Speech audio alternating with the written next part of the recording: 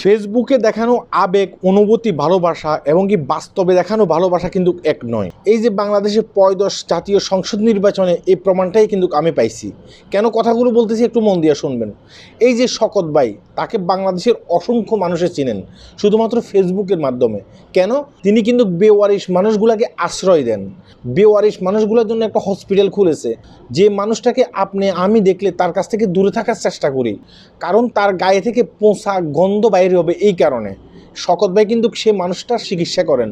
শকত ভাই কিন্তু সে মানুষটাকে লালন পালন করেন। শকত ভাই কিন্তু সে মানুষটাকে সুস্থ করার চেষ্টা করে। আজকে দেখেন, শকত ভাই কিন্তু হেরে গেছে নোয়াখালী কোম্পানিগঞ্জে।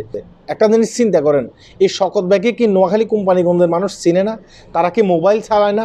চালায়, কিন্তু তারপরেও শকত ভাই হেরে গেছে। কেন হেরে গেছে?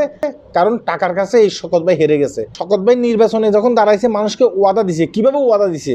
সে কোরআন শরীফ বুকে নিয়ে ওয়াদা দিছে, আমি যদি ক্ষমতায় আসতে পারি তাহলে আমি অ্যাম্বুলেন্সের ব্যবস্থা করব, হসপিটালকে আরও উন্নত করার ব্যবস্থা করব আমার এই এলাকার ভিতরে। শুধুমাত্র আমাকে ভোট দেবেন, বেওয়ারিশ মানুষের সাথে আমি সবসময় থাকবো, আগেও ছিলাম, এখনও থাকবো। শকত ভাই কিন্তু তার কাজে এগুলো প্রমাণ দিছে। কিন্তু আমরা মানুষেরা কি করছি? আমরা মানুষেরা শকত ভাইকে ক্ষমতায় আসতে দিই নেই। আমরা মানুষেরা শকত ভাইকে ক্ষমতায় আসতে না দিই, কিছু জালিম মানুষগুলোকে ক্ষমতায় আসতে দিছি। কথা কি বুঝতে পারছেন?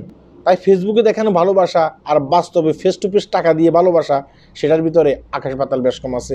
এই জাতীয় সংসদ নির্বাচন থেকে আমি এটাই শিখছি। আপনি কি শিখছেন? আশা করি কমেন্ট বক্সে জানাবেন। আল্লাহ হাফেজ।